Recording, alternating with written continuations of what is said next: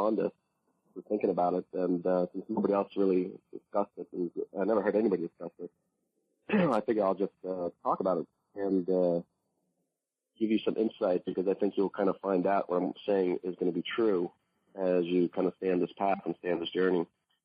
And it's the thing, the weird, almost mystical way attraction works. It's really strange. And the way I kind of started noticing this was when me and Cory would hang out. Now, if you look at me and you look at Cory, I probably look about maybe 5 years, maybe 7 years older than him, but not that much of a difference, you know. But oddly enough, whenever we go out, the girls that kind of approach him are usually always, most of the time, like 25 and under, and the girls that always approach me were 35 and over. And just, it was true no matter where we went. If we went to LA, if we were in New York, if we went to Europe, it's the same thing. And I'm not talking about... Even in Europe, yeah, it was definitely like that. Mm-hmm. Yeah. And it wasn't anything that, it's not anything that we necessarily noticed the girls beforehand or made eye contact. It was just people coming up to us that I'd not even noticed, or he might not even noticed. And just the fact that it's always like that, it was really fascinating to me. And I couldn't figure out why does that work? Now, it just so happens that Cory's like ideal girl is like a small, petite, 25, younger girl. She likes smaller girls. And I like older girls, and that's just what I'm attracted to. And I could never understand, like, why is the girls that I'm more attracted to are attracted to me? And why are the girls that he's most attracted to are attracted to him? And it was really puzzling for a long time, and I couldn't really figure it out. And I was trying to kind of look at it from different levels and figure out why it works. And it's definitely become, the better you get, the more it becomes clearer how that stuff works. And it really starts. I mean, it really starts from coming from a place of clarity. You know, really being clear on what you want and the energy that you're projecting out. Well, I think you mentioned it, like, and you made a really good example at one point where you said that it's almost like magnets, and we attract the right things towards us, but we just have to kind of clear off the magnets so we can attract that easier to us. And the way you clear the magnets is just working on yourself. The problem is, I think, with a lot of guys is that you know, like, I'll take myself for example. I'll talk about myself. Like, I didn't want to stand out in high school because, like, I'll get beat up or I'll get picked on, so I never really stood out. I didn't want to stand out in my family because then my dad was, you know, put me down and stuff like that. And so you kind of go through your whole life, like, kind of hiding from the world, and you don't make eye contact, and you kind of shy away, and your energy doesn't flow. So you really become invisible when you walk into a bar because that's what you want. That's what you ideally want because you've been programmed to do that all the time. And as you work on this and you get more confidence and you start looking people more in the eye and you get a lot better, you'll start radiating the right energy to attract the right people to your life. And that is the really weird thing about that, how that works. I just want to bring up something that's kind of fucked up if you think about it, but through this process from where you were originally, Mike, to where you are now, how many different types of people have you attracted to you throughout the last couple of years? You mean different types? Yeah, I mean, like through the journey, like you're attracting more of what you really want now.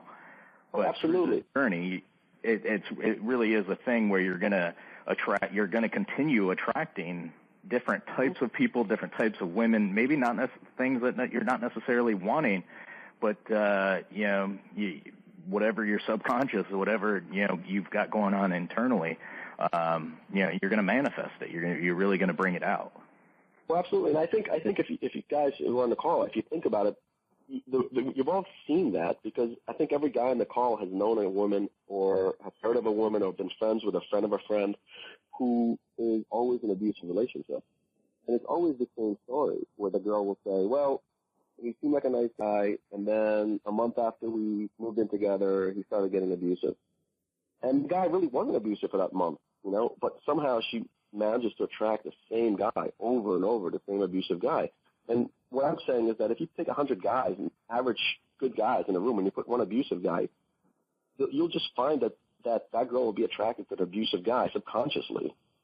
And that's how it happens over and over. And that's where I talk about, that's what, when I used to talk about being a bad boy with a heart, yeah, you can have the bad boy qualities or characteristics, but you don't actually have to be a bad boy and go out and treat women like shit and, and shoot them down and shit on them like your actual bad boy.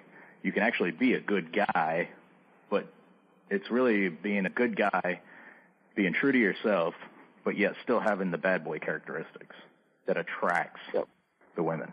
Right. Yeah.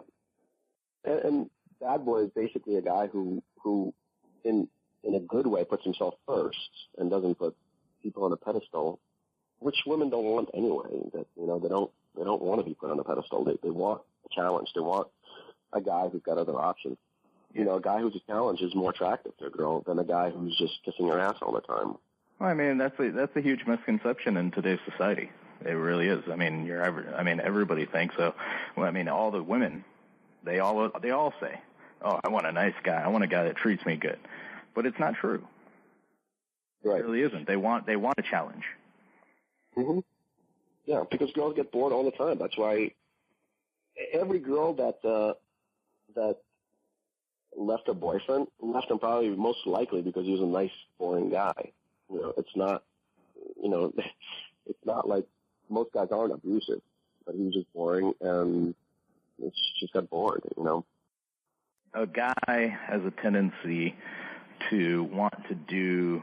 A nice guy has a tendency to want to do nice things for a girl. He wants to buy her roses. He wants to do this. He wants to pamper her. But the fact is, you really can't. You have to do it in moderation. Right. You need to understand that women want a man that has a life. She does not want to be a man's life. Mm-hmm.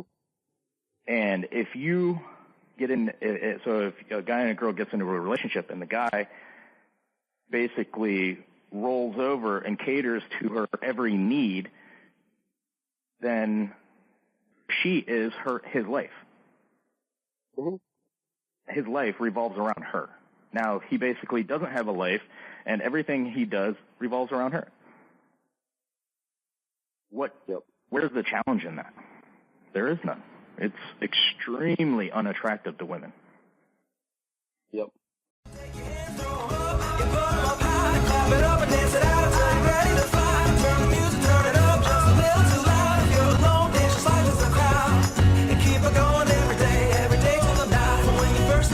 Until the stars